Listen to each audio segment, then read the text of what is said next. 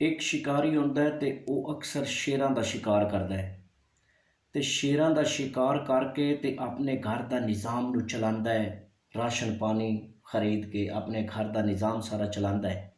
ਤੇ ਇੱਕ ਦਿਨ ਉਹਨਾਂ ਦੇ ਘਰ ਦੇ ਅੰਦਰੋਂ ਰਾਸ਼ਨ ਪਾਣੀ ਖਤਮ ਹੋ ਜਾਂਦਾ ਹੈ ਤੇ ਸ਼ਿਕਾਰੀ ਸੋਚਦਾ ਹੈ ਕਿ ਕਿਉਂ ਨਾ ਮੈਂ ਜਾ ਕੇ ਸ਼ਿਕਾਰ ਕਰਾਂ ਔਰ ਦੁਬਾਰਾ ਆਪਣੇ ਘਰ ਦਾ ਰਾਸ਼ਨ ਪਾਣੀ ਖਰੀਦਾਂ। ਅਗਲੇ ਦਿਨ ਸ਼ਿਕਾਰੀ ਆਪਣੇ ਘਰ ਤੋਂ ਨਿਕਲਦਾ ਹੈ ਸ਼ਿਕਾਰ ਦੀ ਗਰਜ਼ ਦੇ ਨਾਲ। ਚਲਦਾ ਚਲਾਂਦਾ ਜੰਗਲ ਦੇ ਅੰਦਰ ਪਹੁੰਚ ਜਾਂਦਾ ਹੈ ਤੇ ਸ਼ਿਕਾਰ ਦੀ ਤਲਾਸ਼ ਸ਼ੁਰੂ ਕਰ ਦਿੰਦਾ ਹੈ। ਗਰਮੀਆਂ ਦਾ ਮੌਸਮ ਹੁੰਦਾ ਹੈ, ਕਾਫੀ ਵਕਤ ਗੁਜ਼ਰ ਜਾਂਦਾ ਹੈ ਤੇ ਸ਼ਿਕਾਰੀ ਨੂੰ ਸ਼ਿਕਾਰ ਨਹੀਂ ਮਿਲਦਾ ਤੇ ਥੱਕ ਕੇ ਇੱਕ ਦਰਖਤ ਦੇ ਸਾਏ ਥੱਲੇ ਉਹਦੀ ਛਾਂ ਥੱਲੇ ਬੈਠ ਜਾਂਦਾ ਹੈ ਤੇ ਆਰਾਮ ਕਰ ਰਿਹਾ ਹੁੰਦਾ ਹੈ ਤੇ ਵੇਖਦਾ ਹੈ ਨਾ ਤੇ ਉਸ ਦਰਖਤ ਦੀ ਛਾਂ ਥੱਲੇ ਇੱਕ ਇਨਸਾਨੀ ਖੋਪੜੀ ਪਈ ਹੈ। ਤੇ ਸ਼ਿਕਾਰੀ ਦੇ ਜ਼ਿਹਨ ਦੇ ਅੰਦਰ ਖਿਆਲ ਆਉਂਦਾ ਹੈ ਕਿ ਕਿਉਂ ਨਾ ਮੈਂ ਇਸ ਖੋਪੜੀ 'ਤੇ ਸਵਾਲ ਕਰਾਂ ਤੇ ਉਸ ਖੋਪੜੀ 'ਤੇ ਸਵਾਲ ਕਰਦਾ ਹੈ ਕਿ ਇਹ ਇਨਸਾਨੀ ਖੋਪੜੀ ਤੂੰ ਇੱਥੇ ਕਿਵੇਂ ਆਈ ਹੈ। ਉਹ ਇਨਸਾਨੀ ਖੋਪੜੀ ਬੋਲ ਕੇ ਜਵਾਬ ਦਿੰਦੀ ਹੈ ਕਿ ਮੈਨੂੰ ਜ਼ਬਾਨ ਇੱਥੇ ਲੈ ਆਂਦਾ ਹੈ। ਤੇ ਸ਼ਿਕਾਰੀ ਬੜਾ ਖੁਸ਼ ਹੁੰਦਾ ਹੈ ਕਿ ਮੁਰਦਾ ਖੋਪੜੀ ਹੈ ਤੇ ਬੋਲਦੀ ਹੈ ਤੇ ਗੱਲਾਂ ਕਰਦੀ ਹੈ ਤੇ ਕਿਉਂ ਨਾ ਮੈਂ ਇਹ ਵਾਕਿਆ ਜਾ ਕੇ ਬਾਦਸ਼ਾਹ ਨੂੰ ਸੁਣਾਵਾਂ। ਬਾਦਸ਼ਾਹ ਮੈਨੂੰ ਬੜਾ ਇਨਾਮ ਦੇਵੇਗਾ, ਬੜੀ ਮੇਰੇ ਤੇ ਮਿਹਰਬਾਨੀ ਕਰੇਗਾ। ਸ਼ਿਕਾਰੀ ਸ਼ਿਕਾਰ ਨੂੰ ਛੋੜ ਦਿੰਦਾ ਹੈ ਤੇ ਚਲਦਾ ਚਲਾਂਦਾ ਘਰ ਪਹੁੰਚ ਜਾਂਦਾ ਹੈ।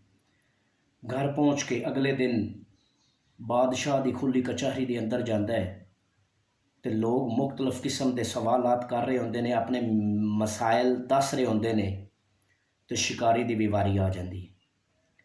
ਤੇ ਸ਼ਿਕਾਰੀ ਬਾਦਸ਼ਾਹ ਨੂੰ ਅਰਜ਼ ਕਰਦਾ ਹੈ ਕਿ ਬਾਦਸ਼ਾਹ ਸਲਾਮਤ, ਮੈਂ ਸ਼ਿਕਾਰੀ ਹਾਂ ਤੇ ਸ਼ੇਰਾਂ ਦਾ ਸ਼ਿਕਾਰ ਕਰਨਾ ਤੇ ਮੈਂ ਕੱਲ ਸ਼ਿਕਾਰ ਦੀ ਗਰਜ਼ ਦੇ ਨਾਲ ਜੰਗਲ ਦੇ ਅੰਦਰ ਗਿਆ ਤੇ ਮੈਂ ਵੇਖਣਾ ਨਾ ਕਿ ਇੱਕ ਇਨਸਾਨੀ ਮੁਰਦਾ ਖੋਪੜੀ ਹੈ ਤੇ ਉਹ ਗੱਲਾਂ ਕਰਦੀ ਹੈ।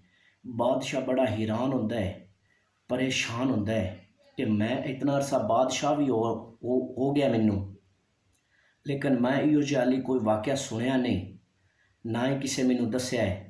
ਤੇ ਸ਼ਿਕਾਰੀ ਨੂੰ ਬਾਦਸ਼ਾਹ ਕਹਿੰਦਾ ਕਿ ਤੂੰ ਝੂਠ ਬੋਲ ਰਿਹਾ। ਬਾਦਸ਼ਾਹ ਨੂੰ ਸ਼ਿਕਾਰੀ ਅਰਜ਼ ਕਰਦਾ ਹੈ ਕਿ ਬਾਦਸ਼ਾਹ ਸਲਾਮਤ, ਮੈਂ ਝੂਠ ਨਹੀਂ ਬੋਲ ਰਿਹਾ, ਮੈਂ ਵਾਕਈ ਉਸ ਖੋਪੜੀ ਦੇ ਨਾਲ ਬਜ਼ਾਤੇ ਖੁਦ ਗੱਲਾਂ ਕੀਤੀਆਂ ਨੇ।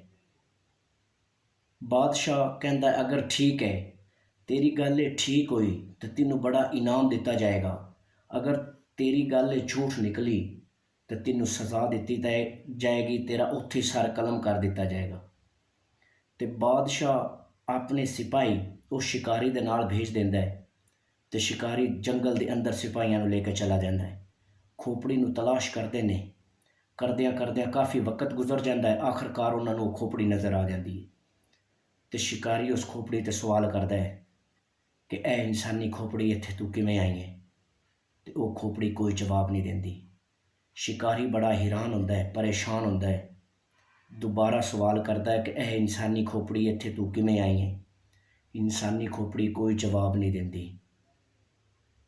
ਤੀਸਰੀ ਦਫਾ ਸ਼ਿਕਾਰੀ ਖੋਪੜੀ ਨੂੰ ਬੜੀ ਮਿਹਨਤ ਕਰਦਾ ਹੈ, ਬੜੇ ਤਰਲੇ ਪਾਉਂਦਾ ਹੈ ਕਿ ਇਹ ਇਨਸਾਨੀ ਖੋਪੜੀ ਜਵਾਬ ਦੇ, ਮੇਰੀ ਜ਼ਿੰਦਗੀ ਦਾ ਸਵਾਲ ਹੈ। ਤੀਸਰੀ ਦਫਾ ਸਵਾਲ ਕਰਦਾ ਹੈ ਕਿ ਇਹ ਇਨਸਾਨੀ ਖੋਪੜੀ ਤੂੰ ਇੱਥੇ ਕਿਵੇਂ ਆਈ ਹੈ, ਲੇਕਿਨ ਇਨਸਾਨੀ ਖੋਪੜੀ ਕੋਈ ਜਵਾਬ ਨਹੀਂ ਦਿੰਦੀ। ਤਾਂ ਫਿਰ ਹੁੰਦਾ ਕੀ ਹੈ? ਕਹਾਣੀ ਮੁਕੰਮਲ ਸੁਣਨ ਤੋਂ ਪਹਿਲੇ ਇਸ ਚੈਨਲ ਨੂੰ ਸਬਸਕ੍ਰਾਈਬ ਵੀ ਕਰਨਾ ਹੈ, ਲਾਈਕ ਵੀ ਕਰਨਾ ਹੈ ਤੇ ਸ਼ੇਅਰ ਵੀ ਕਰਨਾ ਹੈ। ਜਦੋਂ ਤੀਸਰੀ ਦਫਾ ਸ਼ਿਕਾਰੀ ਸਵਾਲ ਕਰਦਾ ਨਾ ਤੇ ਜਵਾਬ ਖੋਪੜੀ ਨਹੀਂ ਦਿੰਦੀ ਤੇ ਉਹ ਬਾਦਸ਼ਾਹ ਦੇ ਜਿਹੜੇ ਸਿਪਾਹੀ ਨੇ ਉਹ ਸ਼ਿਕਾਰੀ ਨੂੰ ਕਹਿੰਦੇ ਨੇ ਕਿ ਝੁਕ ਜਾ। ਜਦੋਂ ਸ਼ਿਕਾਰੀ ਝੁਕ ਜਾਂਦਾ ਹੈ ਤੇ ਸਿਪਾਹੀ ਤਲਵਾਰ ਮਾਰਦੇ ਨੇ ਤੇ ਸ਼ਿਕਾਰੀ ਦਾ ਸਰ ਕਲਮ ਕਰ ਦਿੰਦੇ ਨੇ ਤੇ ਸ਼ਿਕਾਰੀ ਦੀ ਖੋਪੜੀ ਜ਼ਮੀਨ 'ਤੇ ਆਉਂਦੀ ਤੇ ਉਹ ਪੁਰਾਣੀ ਖੋਪੜੀ ਬੋਲ ਕੇ ਕਹਿੰਦੇ ਕਿ ਇਹ ਸ਼ਿਕਾਰੀ ਤੂੰ ਇੱਥੇ ਕਿਵੇਂ ਆਇਆ ਹੈ। ਤੇ ਸ਼ਿਕਾਰੀ ਦੀ ਖੋਪੜੀ ਜਬ ਬੋਲ ਕੇ ਜਵਾਬ ਦਿੰਦੀ ਕਿ ਮੈਨੂੰ ਮੇਰੀ ਜ਼ਬਾਨ ਇੱਥੇ ਲੈ ਆਂਦਾ ਹੈ।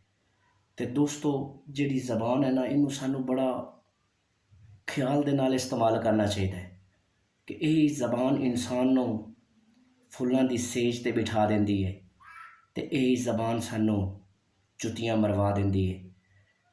ਤੇ ਦੋਸਤੋ, ਆਪਣੀ ਜ਼ਬਾਨ ਨੂੰ ਅੱਛੇ ਤਰੀਕੇ ਦੇ ਨਾਲ ਇਸਤੇਮਾਲ ਕਰਨਾ ਚਾਹੀਦਾ ਹੈ ਤੇ ਕੁਝ ਅਜਿਹੇ ਰਾਜ਼ ਹੁੰਦੇ ਨੇ ਜਿਹੜੇ ਬੰਦਾ ਅੰਦਰ ਰੱਖੇ ਤਾਂ ਬੰਦੇ ਨੂੰ ਬਹੁਤ ਫਾਇਦੇ ਮਿਲਦੇ ਨੇ, ਤੇ ਕੁਝ ਅਜਿਹੇ ਰਾਜ਼ ਹੁੰਦੇ ਨੇ ਜਿਹੜਾ ਬੰਦਾ ਜ਼ਹਿਰ ਕਰੇ ਤਾਂ ਫਿਰ ਵੀ ਬੰਦੇ ਨੂੰ ਫਾਇਦੇ ਮਿਲਦੇ ਨੇ। ਦੋਸਤੋ, ਨਿਗਹਿਬਾਨ, खुदा हाफिज़।